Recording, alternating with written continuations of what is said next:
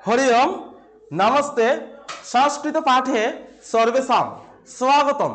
एकादश श्रेणी प्रिय भाई बोनेरा आज के आमी এই ভিডিওটির মাধ্যমে দিতে চলেছি তোমাদের সংস্কৃত বিষয়ের সেকেন্ড সেমিস্টারের একটি মাত্র যে গদ্য আছে গদ্যের নাম হচ্ছে প্রতিজ্ঞা সাধনম। কি বললাম? গদ্যের নাম হচ্ছে প্রতিজ্ঞা সাধনম। আর তোমাদেরকেও বলছি তোমাদের সেকেন্ড সেমিস্টারের একটি মাত্র সংস্কৃত বিষয়ে গদ্য পাঠ করতে হবে বা গদ্য পড়তে হবে। গদ্যের নাম কি? প্রতিজ্ঞা সাধনম। উচ্চারন্তু সর্বে প্রতিজ্ঞা সাধনম। একত্রে প্রতিজ্ঞা সাধনম।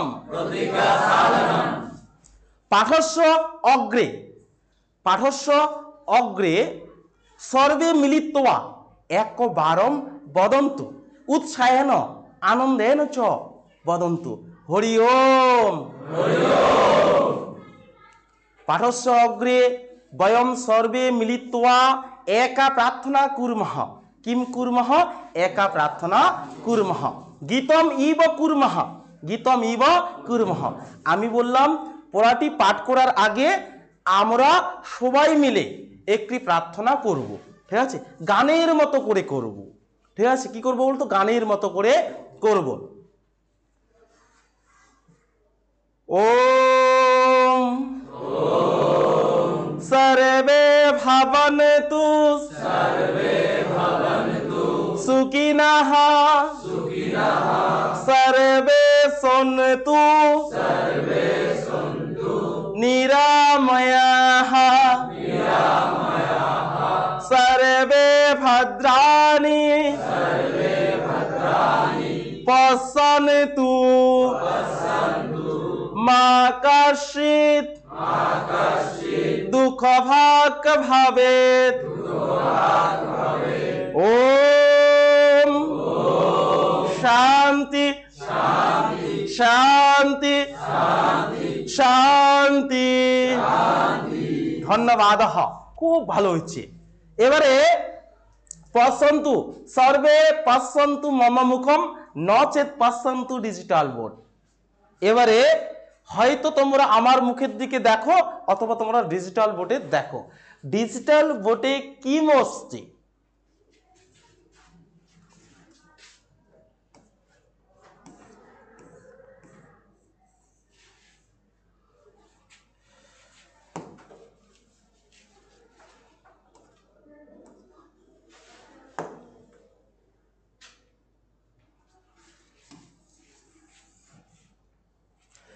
এবারে এখানে দেখো তোমাদের আমি কি বললাম? গদ্যের নাম হচ্ছে প্রতিজ্ঞা সাধনম। ঠিক আছে? কি বললাম বলো তো? প্রতিজ্ঞা সাধনম। এবারে এখানে প্রিয় ভাই বোনেরা যারা আমাকে এই ভিডিওটির মাধ্যমে দেখছো, এই মুহূর্তে দেখছো, অবশ্যই খুব ভালো করে শোনার চেষ্টা করো। আশা করছি একটুও বুঝতে অসুবিধা হবে না। তো এবারে দেখো আমরা প্রতিজ্ঞা সাধনম গদ্যটি পাঠ করার আগে আমাদের জানতে হবে লেখকের কিছু বৈশিষ্ট্য বা তার সময়কাল, তাই না? এবারে দেখো এখানে পণ্ডিত অম্বিকা দত্ত ব্যাস। সিলেবাস যেদিন দেওয়া হয়েছিল আমি বলেছিলাম যে প্রতিজ্ঞা সাধনম সংস্কৃত বিষয়ের সেকেন্ড সেমিস্টারে একটি মাত্র গদ্য পাঠ করতে হবে, যার রচয়িতা হচ্ছেন কি? পণ্ডিত অম্বিকা দত্ত ব্যাস। প্রতিজ্ঞা সাধনমের রচয়িতা পণ্ডিত অম্বিকা দত্ত ব্যাস। তার সময়কাল হচ্ছে দেখো 1858 থেকে 1900 খ্রিস্টাব্দ পর্যন্ত। তার সময়কাল কি? 1858 থেকে 1900 খ্রিস্টাব্দ পর্যন্ত। উচ্চারন্তু 1858 থেকে 1900 খ্রিস্টাব্দ। এবারে দেখো লেখক বৈশিষ্ট্য। এবারে সংস্কৃত সহ হিন্দি ও ইংরেজি ভাষার পারদর্শিতা। পণ্ডিত অম্বিকা দত্ত ব্যাস শুধুই যে সংস্কৃত ভাষায় পারদর্শী ছিলেন তা নয়, তিনি কি ছিলেন? তিনি হিন্দি এবং ইংরেজি ভাষাতেও কি ছিলেন?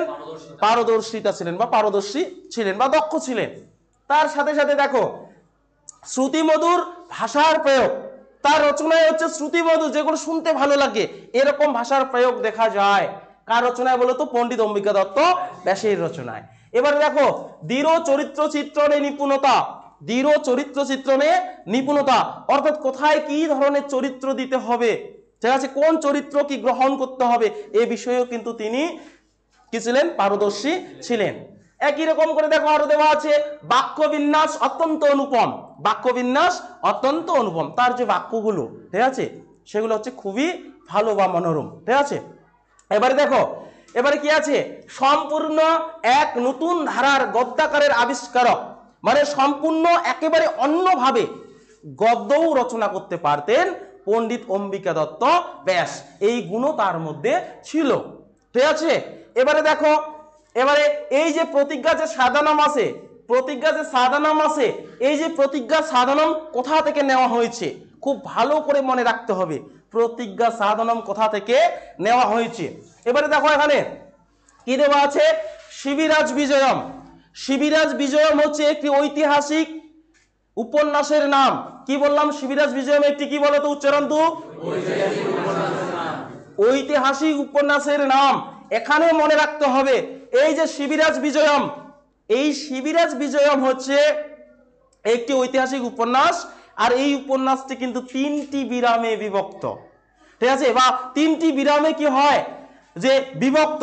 এবারে এখানে মনে রাখতে হবে, এখানে মনে রাখতে হবে এই 3টি বিরামের প্রত্যেকটি বিরামে আবার কি আছে, 4টি করে নিঃশ্বাস আছে, 4টি করে কি আছে, নিঃশ্বাস আছে।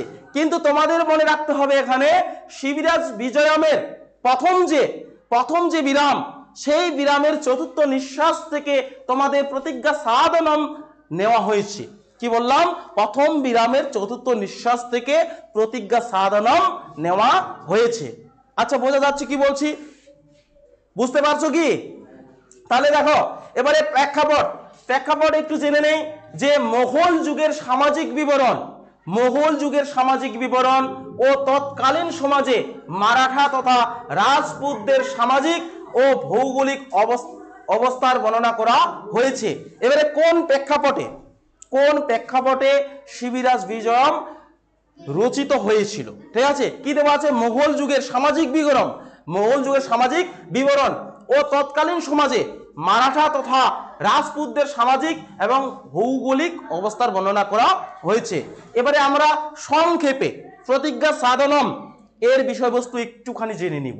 এবারে দেখো এখানে কি দেওয়া আছে, গদ্যাংশটিতে শিবাজির 16 বছর বয়সী এক চোরের কাজ সম্পূর্ণ করার বিবরণ দেওয়া হয়েছে। তাহলে এই যে প্রতিজ্ঞা সাধনম, ঠিক আছে, এই প্রতিজ্ঞা সাধনম যে আছে, এই প্রতিজ্ঞা সাধনে কি উল্লেখিত হয়েছে বলতো, এখানে শিবাজির 16 বছর বয়সী, কত বছরের উল্লেখ, 16 বছর, মনে রাখতে হবে 16 বছর বয়সী, ঠিক আছে, 16 বছর বয়সী কি এক চোরের বিবরণ করা হয়েছে। চর বলতে গুপ্তচর, শিবাজির এক বিশ্বাসভাজন বা আস্থাভাজন বা বিশ্বাসযোগ্য এক কি যে গুপ্তচর, তার হচ্ছে কি করা হয়েছে, বিবরণ করা হয়েছে বা বিবরণ দেওয়া হয়েছে।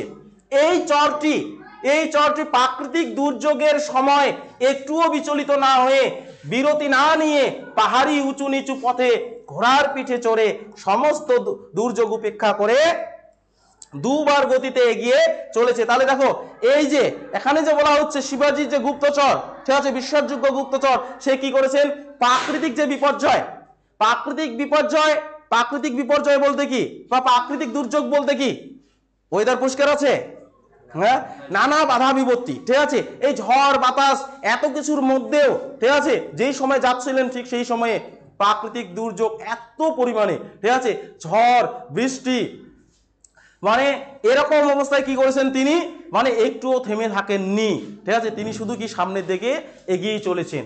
আবার কি করেছেন, তার প্রতিজ্ঞা সঠিক সময়ে তার প্রভুর চিঠি সিংহ দুর্গ থেকে তরুণ দুর্গে পৌঁছে দেওয়ার কাজ সম্পূর্ণ করবে, অথবা নিজে কি করবে, প্রাণ ত্যাগ করবে। তাহলে দেখো এখানে কি যে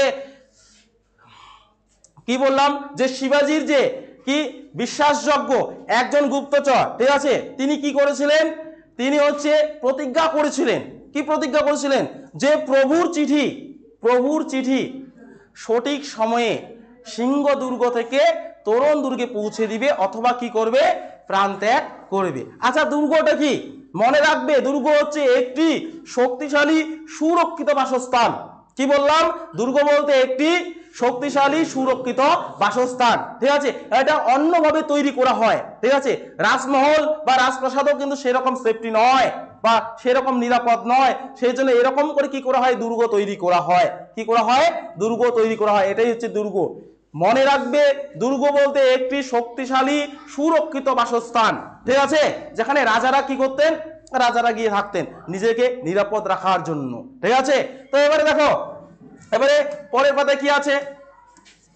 আচ্ছা এতটুকু যতটুকু বললাম মনে থাকবে তো সবার? হ্যাঁ মনে মনে থাকবে? বলো তো তাহলে শিবিরাজ বিজয়ম একটি কি বলতে হবে? ঐতিহাসিক উপন্যাস। ঠিক আছে, উপন্যাস। এবারে শিবিরাজ বিজয়ম কয়টি বিরামে বিভক্ত?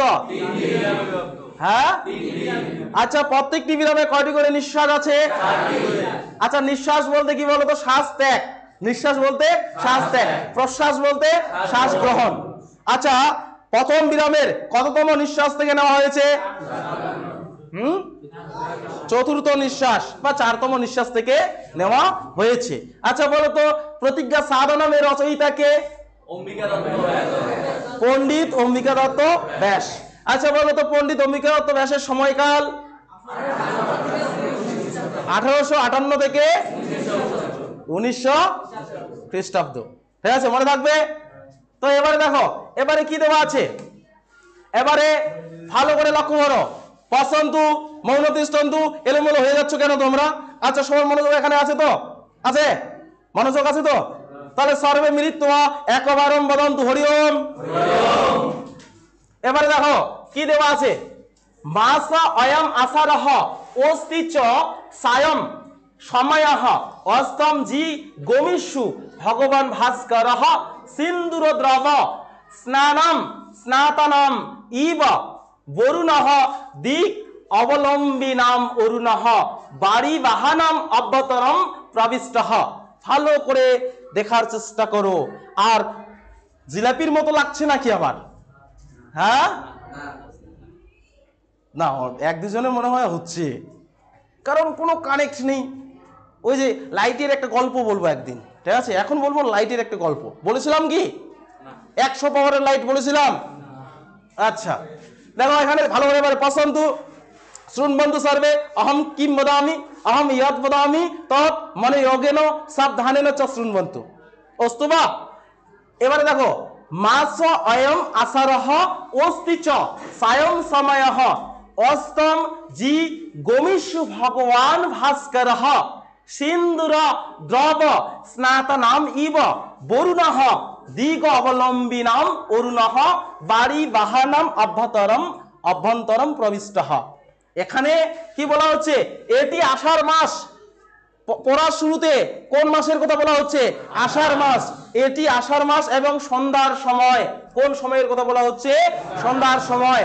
অস্ত যেতে ইচ্ছুক সূর্য ভগবান সূর্য, দেখো অস্ত যেতে ইচ্ছুক ভগবান সূর্য মানে সূর্য অস্ত যাচ্ছে।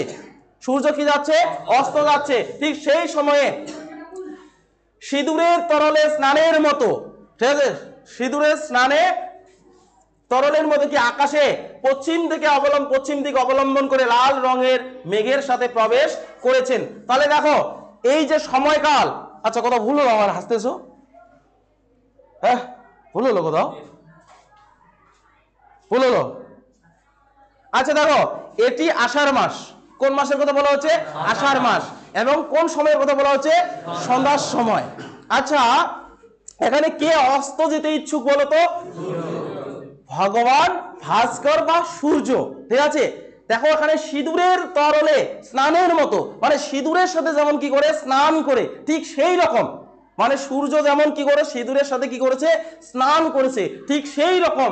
ঠিক আছে, আকাশে কি করেছে? আকাশের পশ্চিম দিকে লাল রঙের, ঠিক আছে দেখো কি দেওয়া আছে? পশ্চিম দিকে অবলম্বন করে লাল রঙের মেঘের ভিতরে প্রবেশ করেছেন। কে প্রবেশ করেছেন বলতো?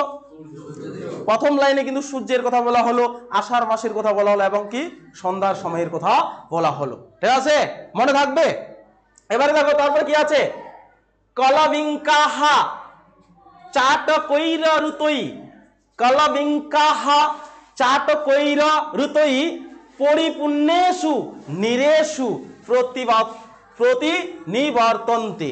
আবারও বলছি দেখো ভালো করে, কলবিঙ্কাহা চাট কৈর ঋতই পুরো পুণ্যেষু পরিপূর্ণেষু নিরেষু প্রতি নিবর্তন্তে। এখানে বলা হচ্ছে চড়ুই পাখির বাচ্চারা, এখানেও দেওয়া আছে দেখো চড়ুই পাখিরা বা চড়ুই পাখির বাচ্চাদের কিচির মিচির শব্দে পুণ্য বাসাতে ফিরে যাচ্ছে। সময়টা কিভাবে উল্লেখ করা হচ্ছে ভালো করে শোনো। যে এটি আষাঢ় মাস এবং সন্ধ্যার সময়, ঠিক আছে, সূর্য বা ভগবান ভাস্কর বা ভগবান সূর্য কি অস্ত যেতে ইচ্ছুক, ঠিক কেমন করে যেন সিঁদুরের তরলে স্নান করে, ঠিক আছে, বর্ণধারী আকাশের পশ্চিম দিক অবলম্বন করে, ঠিক আছে, লাল রঙের মেঘের সাথে প্রবেশ করেছেন। মানে সূর্য যেন লাল রঙের মেঘে কি করেছেন, প্রবেশ করেছেন। আবার বলা হচ্ছে যে ঠিক এই সময়ে, এই সময়টিতে আরো কি হচ্ছে, এই সময়টিতে চড়ুই পাখিরা তাদের বাচ্চার কিচির মিচির শব্দে, তাদের বাচ্চার কিচির, আচ্ছা অনেক সময় যখন অনেক পাখি যায় দেখবা, ঠিক আছে, পাখির মা বাবারা যাচ্ছে, পাখির বাচ্চারা যাচ্ছে, শব্দ কিন্তু হয়। বা যখন ফিরে যায় সন্ধ্যার সময় পাখিরা ফিরে যায় তখন কিচির মিচির শব্দ করে কিনা, ঠিক সেই দিকটাই এখানে বলা হচ্ছে যে চড়ুই পাখিরা তাদের বাচ্চাদের কিচির মিচির শব্দে পূর্ণ বাসাতে কি করছে, ফিরে যাচ্ছে। মানে সবাই কি, পাখিরা কি করছে, নিজের নিজের বাসায় ফিরে যাচ্ছে, ঠিক সেই সময়ের কথাই বলা হচ্ছে। এখানে কি দেওয়া আছে দেখো এবারে, বনানি বনানি প্রতিষ্ঠানম অধিকাধিকাম শ্যামতাম কলয়ন্তি অথ অকস্মাৎ পরিত মেঘমালা। এখানে দাঁড়াও, এখানে কলয়ন্তি, এখানে কি হচ্ছে, বনানি প্রতিষ্ঠানম অধিকাধিকাম শ্যামতাম কলয়ন্তি। এখানে দেখো প্রতি মুহূর্তে বনসমূহ অধিক থেকে অধিকতর কি হচ্ছে, অন্ধকার রূপ ধারণ করেছে।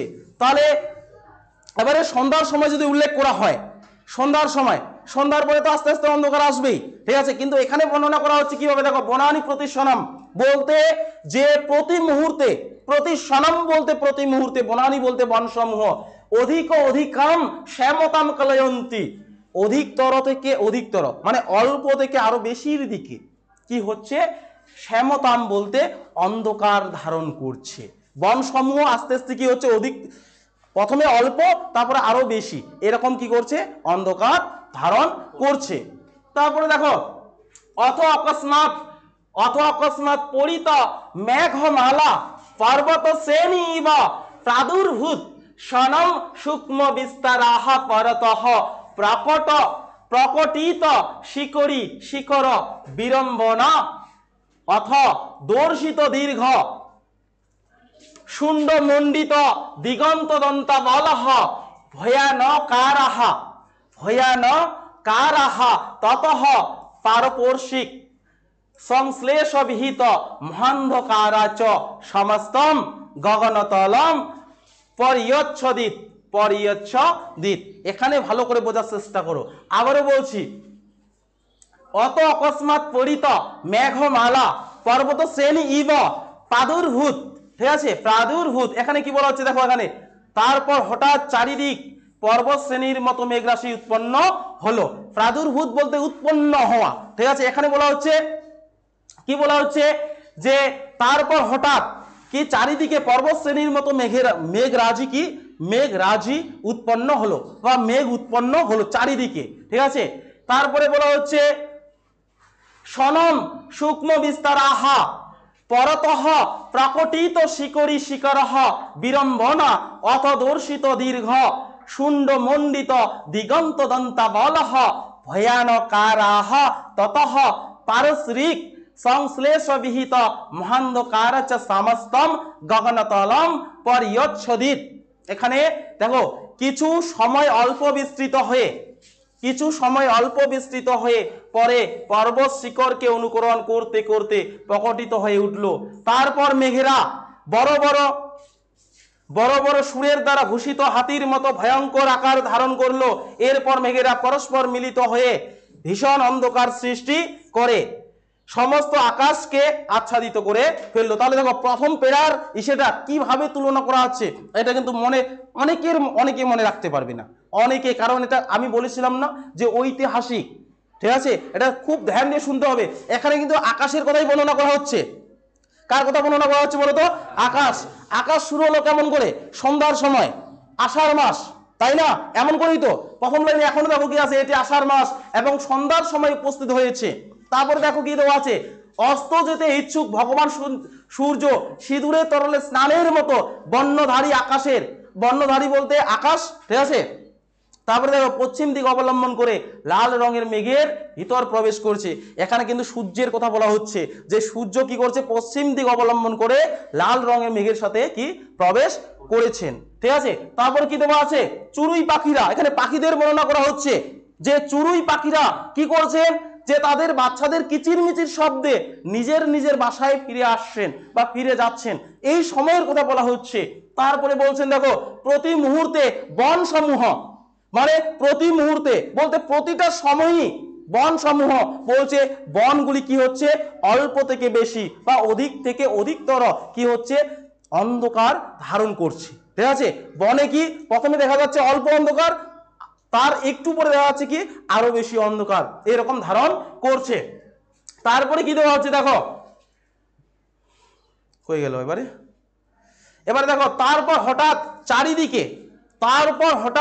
চারিদিকে পর্বত শ্রেণীর মতো মেঘরাজি উৎপন্ন হলো, চারিদিকে। ঠিক আছে, তারপর চারিদিকে কি হলো, পর্বত শ্রেণীর মতো। পর্বতে যেমন লাইন লাইন করে পর্বত থাকে, ঠিক তেমনি পর্বত শ্রেণীর সাথে কি করা হচ্ছে, তুলনা করা হচ্ছে। কি উৎপন্ন হলো বলতো, মেঘরাজি। কি উৎপন্ন হলো, মেঘরাজি, মানে মেঘ তৈরি হলো, পর্বত শ্রেণীর মতো মেঘ তৈরি হলো বা মেঘমালা তৈরি হলো। তারপরে কি বলা হচ্ছে দেখো, তারপর মেঘেরা বড় বড় সুরের দ্বারা ভূষিত হাতির মতো, হাতির সাথে মেঘদের কি করা হচ্ছে, তুলনা করা হচ্ছে, যে বড় বড় সুরের মতো ভূষিত হাতিদের মতো ভয়ঙ্কর আকার ধারণ করলো। মেঘরা কি করছে, বড় বড় হয়ে কি করছে, ভয়ঙ্কর আকার ধারণ করছে। মেঘেদের বর্ণনাটা দেখো এমন ভাবে দিচ্ছে যেন মেঘের কথা তুমি ভুলেই যাবে। ঠিক আছে, কি করছে, হাতিদের সাথে বড় বড় সুরের দ্বারা ভূষিত হাতিদের দ্বারা কি করছে, হাসিদের মতো ভয়ঙ্কর আকার ধারণ করলো। মেঘেরাই কিন্তু ধারণ করলো। চারিদিকে প্রথমে কি মেঘরাজি উৎপন্ন হলো, তারপর সেই মেঘেরা কি আস্তে আস্তে কি হলো, যে বড় বড় হাতির সুরের মতো ভয়ঙ্কর আকার ধারণ করলো। ঠিক আছে, এরপরে কি হয়েছে, তারপর পরস্পর মিলিত হয়ে এই মেঘেরা পরস্পর মিলিত হয়ে ভীষণ অন্ধকার সৃষ্টি করে, প্রথমে ভীষণ অন্ধকার সৃষ্টি করলো মেঘেরা, পরস্পর মিলিত হয়ে ভীষণ অন্ধকার সৃষ্টি করে তারপরে সমস্ত আকাশকে আচ্ছাদিত করে দিল, মানে সমস্ত আকাশকে কি করে দিল, ঢেকে দিল। কি ঢেকে দিল বলতো, মেঘ ঢেকে দিল, কালো মেঘ ঢেকে দিল। ঠিক আছে, আচ্ছা এখানে বুঝতে অসুবিধা আছে কারো? হ্যাঁ, বুঝতে অসুবিধা আছে? এখানে আকাশের বর্ণনা দেওয়া হচ্ছে কিন্তু। ঠিক আছে, আকাশের বর্ণনাটা কিভাবে আসলে দেখছো, এখানে মেঘের কথা বলা হলো, মেঘকে প্রবল শ্রেণীর সাথে তুলনা করা হলো, মেঘকে আবার কি করা হলো, হাতির বড় বড় হাতির সুরের সাথে তুলনা করা হলো। আবার হাতিরা যেমন ভয়ঙ্কর আকার ধারণ করে, ঠিক মেঘ রাশিও যেন ঠিক সেই রকমের কি করলো, আকার ধারণ করলে। ঠিক আছে, একে অপরের সাথে মিলিত হলো, মেঘগুলি একে অপরের সাথে মিলিত হয়ে পুরো আকাশকে কি করে দিল বলতো, ঢেকে দিল। ঠিক আছে, আচ্ছা এবারে দেখো,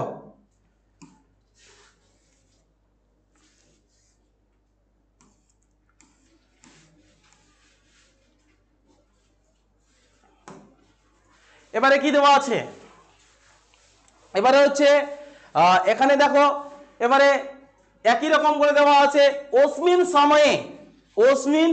সময়ে এক ষোড়শ বর্ষ দেশীয় গৌর ইউবা হয়েন পর্বত শ্রেণী উপরি উপরি গচ্ছতি স্ম।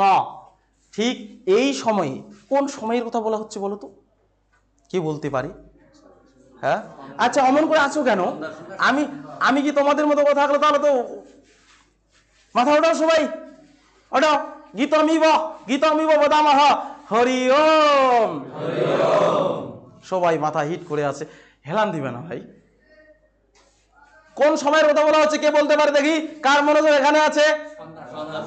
হ্যাঁ, সেই সন্ধ্যার সময়, আষাঢ় মাসে সেই সন্ধ্যার সময়। ঠিক আছে, আকাশ কেমন ছিল, পরিষ্কার ছিল? হ্যাঁ, একেবারে কি ওখানে বর্ণনা ছিল কি রকম, যে মেঘ রাশি উৎপন্ন হয়ে কি করলো, বড় বড় মেঘ একে অপরের সাথে মিলিত হয়ে পুরো আকাশকে কি আচ্ছাদিত করলো, আর চারিদিকে কি অন্ধকার, বন সমূহ অন্ধকার, পুরো আকাশ অন্ধকার। ঠিক এই সময়ে কি হচ্ছে দেখো, অস্মিন সময়ে বলতে এই সময়ে কি হচ্ছে, এই যে এই সময়ে 16 বছর বয়সের এক ফর্সা যুবক, 16 বছর বয়সের এক ফর্সা যুবক ঘোড়ায় চড়ে পর্বতমালার উপর দিয়ে যাচ্ছিলেন। অস্মিন সময়ে এক সরসবার্ষ দেশীয় গৌর ইউবা হয়েন পর্বত শ্রেণী উপরি উপরি গচ্ছতি স্ম। ঠিক আছে, ঠিক এই সময়ে 16 বছরের এক ফর্সা যুবক ঘোড়ায় চড়ে পর্বত শ্রেণীর উপর দিয়ে যাচ্ছিলেন। ঠিক আছে, তারপরে দেখো এবারে কি দেওয়া আছে, এ সহ সুঘটিত দৃঢ় শরীর শ্যাম শ্যামই গুচ্ছ গুচ্ছই কুঞ্চিত কুঞ্চিতই কচ কলাপই কমনীয় কপলপালি দুরাগম আয়া দুরাগম আয়াস বসেন সূক্ষ্ম মৌতিক পটলেন এব শ্বেত বিন্দু ব্রজেন সম আচ্ছাদিত ললাট কপল নাসাগ্রহ উত্তরষ্ট। এবারে দেখো এখানে বলা হচ্ছে, এখানে পুরোটা পড়লে একটাই দাড়ি দেওয়া আছে মনে হয়, দেখো ঠিক আছে, একটু একটু করে পড়ে পড়ি। এখানে এখানে কি দেওয়া আছে, ঠিক এই সময়ে ভালো করে মনে রাখো, ঠিক এই সময় কি হয়েছিলেন যে 16 বছরের এক ফর্সা যুবক ঘোড়ায় চড়ে পর্বতমালার উপর দিয়ে যাচ্ছিলেন, ঠিক আছে। এই সুন্দর আকার বিশিষ্ট বলিষ্ঠ দেহধারী, এই যে দেওয়া আছে দেখো, এ সহ সুঘটিত দৃঢ় শরীর সুঘটিত দৃঢ় শরীর বলতে এখানে কি দেখাচ্ছে, সুন্দর আকার বিশিষ্ট বলিষ্ঠ দেহধারী, মানে যে ছেলেটি, যেই 16 বছরের ছেলের কথা বলা হচ্ছে, ফর্সা যুবকের কথা বলা হচ্ছে, ঠিক আছে, তার দেহ একটু কি ছিল, ঠিক আছে, দেহধারী। দেখো এখানে কি আছে, বলিষ্ঠ দেহধারী, মানে তার দেহের মধ্যে যেমন শক্তি আছে, ঠিক আছে, ঠিক সেরকম একটা ছেলের কথা বলা হচ্ছে। তারপর দেখো শ্যাম শ্যামই বলতে এখানে কি বলা হচ্ছে, শ্যাম শ্যামই গুচ্ছ গুচ্ছই, এখানে কি বলা হচ্ছে দেখো, ঘন কালো কোকড়ানো চুলের গুচ্ছের দ্বারা, ঠিক আছে, কচকলাপই কমনীয় কপলপালি মনোহর গণ্ডস্থল। মনোহর কি গণ্ডস্থল, তার বর্ণনা দেওয়া হচ্ছে, কিন্তু এখানে কার বর্ণনা দেওয়া হচ্ছে বলতো, সেই ছেলেটির বর্ণনা দেওয়া হচ্ছে। কোন ছেলেটি, ফর্সা যুবক। কত বছর বয়সী যুবক? আচ্ছা, যুবকটি কোথায় যাচ্ছিলেন বলতো, প্রথমে যে বললাম কোথায় যাচ্ছিলেন তাহলে, হ্যাঁ, সিংহদুর্গ থেকে তোরণ দুর্গে যাচ্ছিলেন। ওই যে সংক্ষেপে যে আমি বিষয়বস্তু বললাম ওখানে দেওয়া ছিল না, সিংহদুর্গ থেকে কোন দুর্গে যাচ্ছেন, তোরণ দুর্গে যাচ্ছেন। তো এবারে দেখো দূর থেকে, ঠিক আছে, দূর থেকে যে দুরাগমন আছে, যে দুরাগম, ঠিক আছে, আয়াস বসেন বলতে দূর থেকে আসার পরিশ্রম, ঠিক আছে, আসার পরিশ্রমে মাথা কি হচ্ছে, প্রসন্ন বদনম ভজ প্রদর্শিত দৃঢ় সিদ্ধান্ত মহৎসাহ রাজতঃ সূত্রঃ শিল্পকৃত বহুলঃ চাকচক্র বক্র হরিতঃ উষ্ণীব শোভিত হরিতেন এব চ কুঞ্চকেন বের গুর চরতা কার্য কোপি শিব বীরস্য বিশ্বাস পাত্রম সিংহ দুর্গা তস্য এব পত্রম আদায় তরণ দুর্গম প্রয়াতি। আবার বলছি, একবার বলে দিয়ে তারপরে বলেছি, ঠিক আছে। এখানে দেখো এখানে কি বলা হচ্ছে, যে এবারে কি হচ্ছে, যে কপাল নাকের অগ্রভাগ ও ঠোঁটের উপরিভাগ এমন ছোট ছোট মুক্তোর মতো ঘামের বিন্দুতে আবৃত প্রসন্ন মুখ্যপদ্মে কর্তব্য পরায়ণ মহা উৎসাহকে প্রতিফলিত করে, কি আছে ওটা, রূপর সুতোয় বোনা অত্যন্ত চকচকে আঁকাবাঁকা সবুজ পাগুড়িতে শোভিত সবুজ রঙের বর্মে বা পোশাকেই অঙ্গীকারবদ্ধ গুপ্তচর হওয়ার সূচনাকারী শিবাজির কোনো এক বিশ্বস্ত পাত্র, তারই শিবাজির চিঠি সিংহদুর্গ থেকে তোরণ দুর্গে যাচ্ছেন। এবারে দেখো এখানে কি বলা হচ্ছে, এখানে যে এই ভাষাটা যে আছে দেখো কত রকমের করে বলা আছে, কত রকমের, তার যে বর্ণনাটা, এই যে 16 বছর বয়সী যে ছেলের বর্ণনা, ঠিক আছে, কিভাবে দেওয়া আছে দেখো, এখানে ভালো করে বাংলাটা দেখো কিভাবে দেওয়া আছে, যে এখানে প্রথমে বলা হচ্ছে এই সময়ে 16 বছর বয়সের এক ফর্সা যুবক, এই সময়ে 16 বছর বয়সের এক ফর্সা যুবক কি করলেন, যে ঘোড়ায় চড়ে পর্বতমালার উপর দিয়ে কি করছিলেন, যাচ্ছিলেন, পর্বতমালার উপর দিয়ে যাচ্ছিলেন। রাস্তাটা কিন্তু অত সহজ নয়, পর্বতমালার উপর দিয়ে যাচ্ছিলেন। তারপর দেখো এই সুন্দর আকার বিশিষ্ট বলিষ্ঠ দেহধারী, এই সুন্দর আকার বিশিষ্ট বলিষ্ঠ দেহধারী, এখানে দেহধারী বা এখানে যে দেহধারী বলা হচ্ছে, শক্তিশালী বলা হচ্ছে, কাকে বলা হচ্ছে বলতো, সেই 16 বছরের ছেলেটিকে। তারপরে দেখো 16 বছর কিন্তু বেশি বয়স নয়, বেশি বয়স কি, তোমাদের বয়স কত, 17 18 17, তাও 1 বছর কি পেরিয়ে গেছো, ঠিক আছে। তার মানে দেখো কত ছোটবেলায়, এটা কিন্তু ঐতিহাসিক উপন্যাস কিন্তু, ঠিক আছে, এটা কিন্তু বাস্তবিক ইসে আছে। তাহলে দেখো এবারে সে তার হচ্ছে বলিষ্ঠ দেহধারী, সেই ছেলেটি হচ্ছে কি বলিষ্ঠ দেহধারী। এবার সেই 16 বছরের যে ছেলেটি আছে তার চুলগুলো কেমন, ঠিক আছে, তার হচ্ছে গায়ের রং ছিল কালো, ঠিক আছে, তার গায়ের রং কি ছিল, কালো, তার গায়ের রং কিন্তু কালো, এখানে মনে রাখবে সেই ছেলেটির গায়ের রং কি, কালো। আর হচ্ছে কোঁকড়ানো চুল, কোঁকড়ানো চুল। এবারে দেখো তার সেখানে কি দেওয়া আছে, কোঁকড়ানো চুল। এবার কেশ গুচ্ছের দ্বারা মনোহর, গন্ডস্থল, তার যে গাল দুটি দাঁড়াও, তার যে কি আছে, গাল দুটি আছে, ঠিক আছে, সেটাও যেন মনোহর। গন্ডস্থল বলতে গাল, ঠিক আছে। কিভাবে বর্ণনা দেওয়া হচ্ছে, দেখো কিভাবে এখানে বর্ণনা দেওয়া হচ্ছে। তারপরে দেখো এবারে কি আছে, দূর থেকে আসার পরিশ্রমে, দূর থেকে আসার পরিশ্রম, কি বলতে যাচ্ছ বলো, হ্যাঁ কোথায়, ওহো সরি আমার ভুল হয়েছে তাহলে, ঠিক আছে। এইখানে যে চুলের কথা বর্ণনা করা হচ্ছে, ঠিক আছে, কোঁকড়ানো চুল, ঠিক আছে, কোঁকড়ানো হচ্ছে কালো চুলের কথা বর্ণনা করা হচ্ছে। তো এবারে দেখো কি আছে, যে দূর থেকে আসার পরিশ্রমে, দূর থেকে কি আসার পরিশ্রমে কি হয়েছে, তার মাথা কপাল নাকের অগ্রভাগ, মাথা কপাল নাকের অগ্রভাগ। তারপরে হচ্ছে ঠোঁটের উপরিভাগ, ঠোঁটের উপরিভাগ বলতে এটা, ঠিক আছে, ঠোঁটের উপরিভাগ কি করা আছে, ছোট ছোট মুক্তোর মতো ঘামের বিন্দুতে আবৃত। দেখছো এখানে ঘামের যে বিন্দুগুলো আছে সেগুলো কি বলা হচ্ছে বলতো, মুক্তোর সাথে তুলনা করা হচ্ছে, ঠিক আছে। কোথায় কোথায়, মাথা নাকের অগ্রভাগ আর হচ্ছে ঠোঁটের উপরিভাগ, ঠিক আছে, কি হয়েছে, ছোট ছোট মুক্তোর মতো ঘামের বিন্দুতে আবৃত। তারপরে দেখো প্রসন্ন মুখপদ্মে, প্রসন্ন মুখপদ্ম বলতে, ঠিক আছে, যার মুখমণ্ডল বা মুখপদ্ম দেখতে সুন্দর, ঠিক আছে, যার মুখপদ্ম দেখতে কি সুন্দর, সেই জন্য বলছে কি প্রসন্ন মুখপদ্মে কর্তব্য পরায়ণ মহা উৎসাহকে।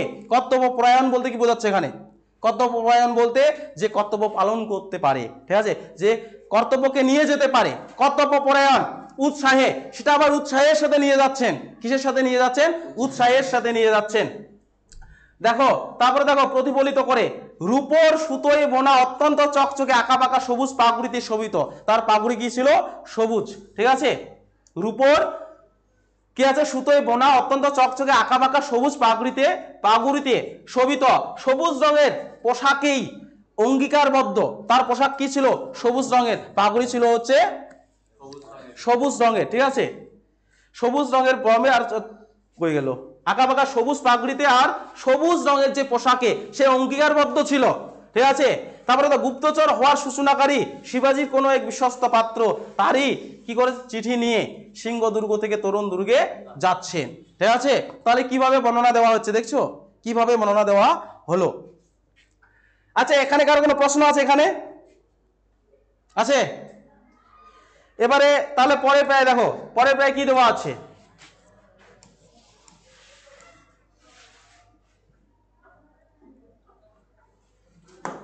এবারে কি দেওয়া আছে, যে তাবৎ অকস্মাৎ, তাবৎ অকস্মাৎ, তাবৎ অকস্মাৎ উত্থিত মহান ঝঞ্ঝাবাতঃ এক সায়ং সময় প্রযুক্ত। এখানে আছে তাবৎ অকস্মাৎ উত্থিত মহান ঝঞ্ঝাবাতঃ এক সায়ং সময় প্রযুক্ত স্বভাব বৃত্ত অন্ধকারঃ। এখানে বলা হচ্ছে ততক্ষণে হঠাৎ প্রবল বৃষ্টি সহ ঝড়ো বাতাস শুরু হলো। দেখছো যে সময় যাচ্ছিলেন, আচ্ছা যাওয়ার সময়টা কিভাবে বর্ণনা করা হচ্ছে, তখন যে আসছিলেন, ঠিক আছে, সেই সময়ে একবার প্রথম পেরার দিকে যাও তো, প্রথম পেরায় কি বলা হয়েছিল, আষাঢ় মাস এবং কি সন্ধ্যার সময় আকাশ কিভাবে মেঘকে ঢেকে নিল, বন সমূহ কিভাবে অন্ধকার হলো, ঠিক সেই সময়ে, ঠিক সেই সময়ে যেন পর্বতমালার উপর দিয়ে কি একটি যুবক আসছিলেন বা যাচ্ছিলেন। কোথা থেকে যাচ্ছিলেন মূলত, সিংহ দুর্গ থেকে তরুণ দুর্গে। কি নিয়ে যাচ্ছিলেন, চিঠি নিয়ে যাচ্ছিলেন, কি নিয়ে যাচ্ছিলেন, চিঠি বা বার্তা নিয়ে যাচ্ছিলেন। এবার দেখো এখানে দেওয়া আছে তাবৎ অকস্মাৎ উত্থিত মহান ঝঞ্ঝাবাতঃ এক সায়ং সময় প্রযুক্ত স্বভাব বৃত্ত অন্ধকারঃ। ততক্ষণে হঠাৎ প্রবল বাতাস সহ ঝড়ো বাতাস শুরু হলো। তারপরে দেখো সচ দ্বিগুণিত মেঘমালাভি, এখানে দেওয়া আছে এক সন্ধ্যাবেলার স্বাভাবিক অন্ধকার মেঘমালার দ্বারা কি হচ্ছে, দ্বিগুণ হলো। তাহলে দেখছো এখানে কি বলা হচ্ছে, যে একটি সন্ধ্যাবেলাতে যতটুকু অন্ধকার থাকে, একটি সন্ধ্যাবেলাতে যতটুকু অন্ধকার থাকে সেটি মেঘমালার দ্বারা, মেঘমালার দ্বারা বা মেঘমালার দ্বারা কি হলো, সেটি দ্বিগুণ হলো, মানে অল্প অন্ধকার আবার কি হয়ে গেল, দ্বিগুণ হলো। এখানে কিন্তু একেবারে সহজভাবে এই লাইনে বলা হচ্ছে এক সন্ধ্যাবেলার স্বাভাবিক অন্ধকার, একটি সন্ধ্যাবেলার অন্ধকার যেমন হয়, ঠিক আছে, সেটি দ্বিগুণ কিভাবে হলো বলতো, মেঘমালার দ্বারা সেটি কি হয়ে গেল, দ্বিগুণ হলো। তারপরে দেখো কি দেওয়া আছে, ঝঞ্ঝাবাতঃ উদ্ভূতই রেণুভি ছিন্ন পত্রই কুসুম পরাগই শুষ্ক পুষ্পৈচ পুনঃ দৈগুণ্যম প্রাপ্ত। এখানে দেওয়া আছে দেখো, ঝড়ো বাতাসের ফলে, ঝঞ্ঝাত বলে বাতাস, এই যে আছে না ঝঞ্ঝাবাতঃ, ঝঞ্ঝাবাতঃ বলতে বাতাস, কিন্তু ঝঞ্ঝাবাতঃ বলতে বাতাস। এখানে কি বলা হচ্ছে দেখো, ঝড়ো বাতাসের ফলে উৎপন্ন ধুলো, বাতাস হলে কি ধুলো তো উৎপন্ন হবে বা ধুলো তো উড়াবেই, তাই না, এটাই তো স্বাভাবিক। তারপরে দেখো, তারপরে কি আছে, ঝরা পাতা ফুলের পোড়া এবং শুকনো ফুলের দ্বারা এই অন্ধকার পুনরায় দ্বিগুণ হলো। তাহলে এত কিছু উড়াচ্ছে বাতাসের ফলে, ঠিক আছে, এত কিছু। এখানে দেখো কি কি বলা হচ্ছে, যে ঝড়ো বাতাসের ফলে উৎপন্ন ধুলো, ঝরা পাতা ফুলের পোড়া এবং শুকনো ফুলের দ্বারা এই অন্ধকার পুনরায় কি হলো, দ্বিগুণ হলো। তারপর কি দেওয়া আছে, ইহা পর্বত শ্রেণী তাহা পর্বত শ্রেণী বনাত বনানি শিকরা আচ্ছাদি শিকরানি। তারপর হচ্ছে প্রপাতাত প্রপাতান অধিত্তকাতঃ অধিকতা। তারপরে আছে উপত্যকাতঃ উপত্যকা ন কোপি সরল মার্গঃ। এখানে বলা হচ্ছে, দেখো আবারও বলে দিচ্ছি, এখানে বলা হচ্ছে ইহ পর্বত শ্রেণীতঃ পর্বত শ্রেণী বনাত বনানি শিখর আচ্ছাদিত রানী প্রপাতাত প্রপাতান অধিত্তকাতঃ অধিকা উপত্যকাতঃ উপত্যকা ন কোহপি সরল মার্গঃ। এখানে বলা হচ্ছে যে এখানে পর্বতশ্রেণী থেকে পর্বতশ্রেণী, এখানে পর্বতশ্রেণী থেকে পর্বতশ্রেণী। তারপরে বলা হচ্ছে দেখো বন থেকে বনানি, বনাত বনানি বলতে বন থেকে বনানি। তারপরে হচ্ছে চূড়া থেকে চূড়া, চূড়া থেকে চূড়া। তারপরে হচ্ছে ঝর্ণা, ঝর্ণা থেকে ঝর্ণা। তারপর হচ্ছে মালভূমি থেকে মালভূমি, উপত্যকা থেকে উপত্যকা রয়েছে, কোথাও কোনো সরল রাস্তা নেই। এই যে শেষে দেওয়া আছে যে নো কোহ অপি সরল মার্গ, কোথাও কোনো সরল রাস্তা নেই। এই লাইনটি এই এতটুকু পড়ি নেই, হ্যাঁ। ন অনুদ দেদেনি ভূমি পন্থা অপি চ না বল করতে। এখানে হচ্ছে এই যে রাস্তা, এখানে দেখো কি বলা হচ্ছে, পর্বত শ্রেণী থেকে পর্বত শ্রেণী, তারপরে বন থেকে বন, চূড়া থেকে চূড়া, উপত্যকা থেকে উপত্যকা, মালভূমি থেকে মালভূমি, ঠিক আছে। আর কি বলা হচ্ছে যে কোথাও কি নেই, সমতল কোনো রাস্তা নেই, আর কোনো সরল রাস্তাও নেই। তাহলে দেখো পর্বত শ্রেণীর উপর দিয়ে, আচ্ছা পাহাড়ে ভ্রমণ করতে গেছো, হ্যাঁ, রাস্তাগুলো কেমন হয়, ঠিক আছে, একবারে উঁচু নিচু, কোনো সমতল আছে কি, কিন্তু এখানে কিন্তু আরো আমাদের ওই ঘুরতে যাওয়ার ব্যাপারটা কিন্তু আমি আবার বলছি না ওইরকম রাস্তা, ঠিক আছে, শুধু বোঝাতে যাচ্ছি যে রাস্তাগুলো কেমন হয়, ঠিক আছে। মাঝখানে স্টার্ট বন্ধ হয়ে গেলে কি হয়ে যাবে, উপরে উঠে যাব, হ্যাঁ, একবার স্টার্ট বন্ধ হয়ে গেলে কিন্তু কোথায় গিয়ে যে আমরা কি হবে, আমাদের ঠাই হবে নিজেরাও জানি না, ঠিক আছে। এরকম পাহাড়ে উঠেছো, পাহাড়ে উঠেছো এরকম গেছো, তোমাদের মনে হচ্ছে খিদা পাইছে না, মুখগুলো দেখেই বোঝা যাচ্ছে।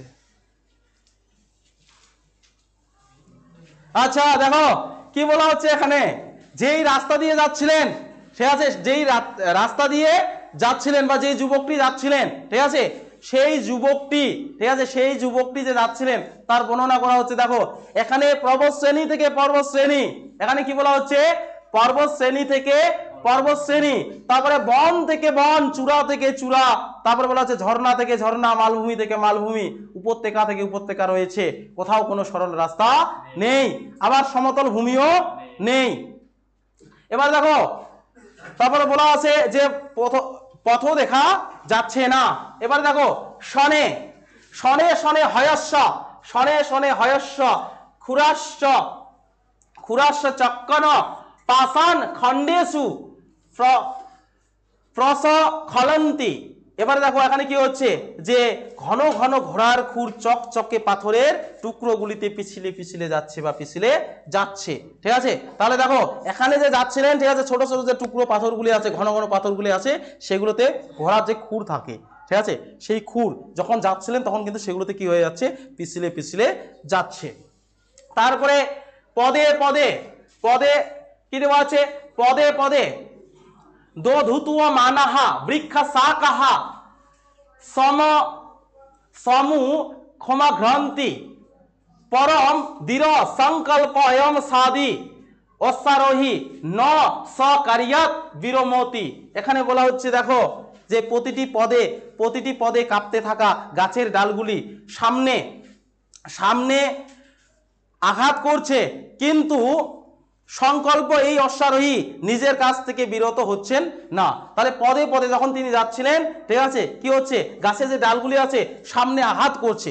এবারে গাছপালার রাস্তা দিয়ে যাও, ঠিক আছে, এবার যদি হাওয়া বা বাতাস বা ঝড় হয়, আচ্ছা ডালপালাগুলো হিসেবে হবে, নড়াচড়া করবে না বা আঘাত করবে না, ঠিক আছে, সেই রকমই হচ্ছে যে তখন তিনি যাচ্ছেন সামনে থাকা গাছগুলি ডালগুলো তাকে যেন আঘাত করছে, কি করছে, তাকে আঘাত করছে, কিন্তু সেই অশ্বারোহী বা সেই 16 বছরের কি ফর্সা যুবক, ঠিক আছে, কি হচ্ছেন না, নিজের কাজ থেকে বিরত হচ্ছেন না, তিনি যেতেই আছেন বা তিনি তাও যাচ্ছেন। তারপরে দেখো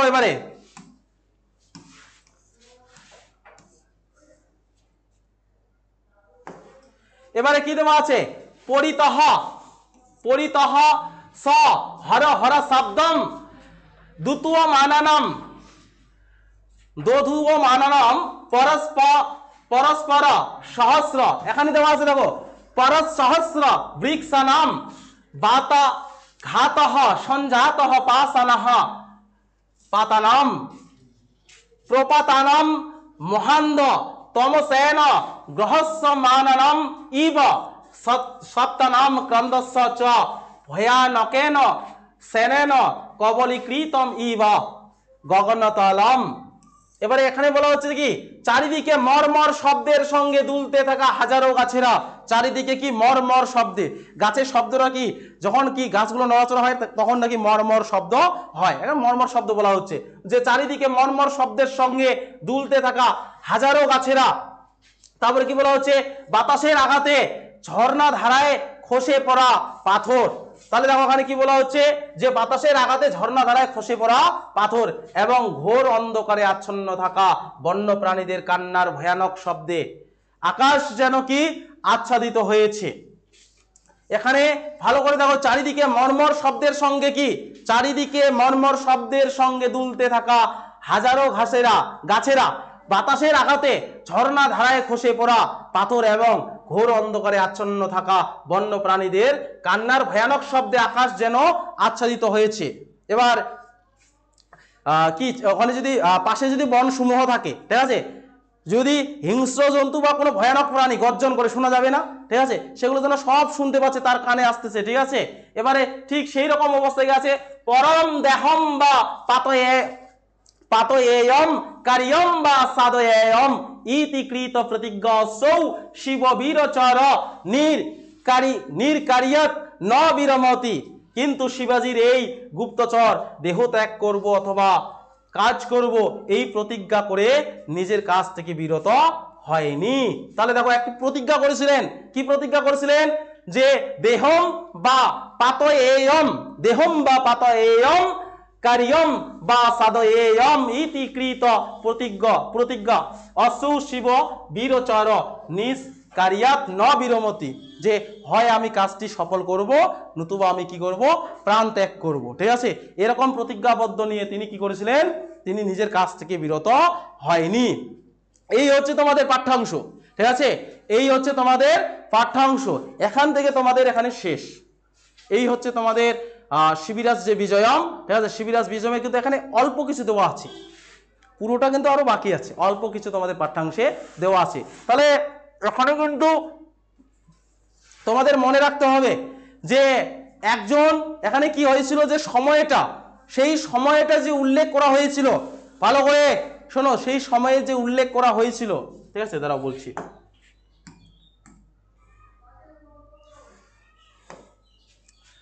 সেই সময়, ঠিক আছে, আষাঢ় মাস সন্ধ্যার সময়, ঠিক আছে, একবারে কি হয়ে গেল, আকাশ যেন কি, আকাশ একবারে কি হয়ে গেল, অন্ধকার, বনসমূহ অন্ধকার, ঠিক আছে, সমস্ত কিছুর বর্ণনা দেওয়া হয়েছে। ঠিক সেই সময়ে কি হয়েছিল, যে 16 বছরের একটি ফর্সা যুবক, ঠিক আছে, কি হয়েছে, শিবাজির কি বার্তা নিয়ে সিংহদুর্গ থেকে তরঙ্গ দুর্গে যাচ্ছিলেন। সেই যাওয়ার সময়ে এই যে প্রাকৃতিক দুর্যোগ, এত কিছু যে এখানে উল্লেখ আছে, প্রাকৃতিক দুর্যোগ, ঠিক আছে, প্রাকৃতিক দুর্যোগ, এখানে হচ্ছে কি হচ্ছে, গাছগুলো, সামনে থাকা গাছগুলো কি হচ্ছে, যেন তাকে আঘাত করছে, তাও তিনি কি হচ্ছেন, এগিয়ে যাচ্ছেন। এগুলো কিন্তু খুব গুরুত্বপূর্ণভাবে মনে রাখতে হবে। আর তার যে শরীরের যে বর্ণনাটা, সেই যুবকের যে শরীরের কি বর্ণনা, তার যে কালো কোকড়ানো চুল, ঠিক আছে, তারপরে হচ্ছে তার যে ঘাম, ঠিক আছে, সেগুলো হচ্ছে কি মুক্তোর মতো, মুক্তোর বিন্দুর সাথে তুলনা করা হচ্ছে, ঠিক আছে, যেমন কপালে, তারপর যে ঠোঁটের উপরিভাগে, নাকে, নাকে, ঠিক আছে, নাকে যে আছে, এগুলো কিন্তু মনে রাখতে হবে। এগুলো হচ্ছে আসতে প্রশ্ন কিন্তু আসতে পারে। তো যাই হোক, প্রশ্নের আলোচনা আমি অন্যদিন করব। তো আজকে অনেকটা সময় হয়ে গেছে। তো পাঠস্য অন্তে, পাঠস্য অন্তে সর্বে মিলিত্বা একবারং বদন্তু পুনঃ মিলনঃ, পুনঃপি বদন্তু পুনঃ মিলনঃ। আচ্ছা, সবাই বুঝতে পারছো তো? ভবন্তঃ জ্ঞাতবন্তঃ বা, সবাই বুঝতে পারছো কি? উচ্চই উচ্চই বুঝতে পারছো কি? আচ্ছা, না বুঝে হ্যাঁ বলছো না বুঝে হ্যাঁ বলছো? হ্যাঁ, না বুঝে, এই যে এখানে দেখো, যে না বুঝে হ্যাঁ বলবে তারটা কিন্তু খুব খারাপ, ঠিক আছে, বুঝে হ্যাঁ বলতে হবে, না বুঝে হ্যাঁ কখনোই বলবে না। তো যাই হোক প্রিয় ভাই বোনেরা, যারা আমাকে বিভিন্ন জায়গা থেকে দেখলে, তো তোমাদের পড়াটা কেমন লাগলো, আর আমি লাইন টু লাইন বুঝিয়ে দেওয়ার চেষ্টা করলাম। তো ঠিক আছে, দেখা হচ্ছে অন্য একটি ভিডিওতে। ততক্ষণে তোমরাও ভালো থেকো, সুস্থ থেকো। তো ঠিক আছে, পুনঃ মিলনঃ, ধন্যবাদঃ। তোমরা উচ্চারন্তু পুনঃ মিলনঃ।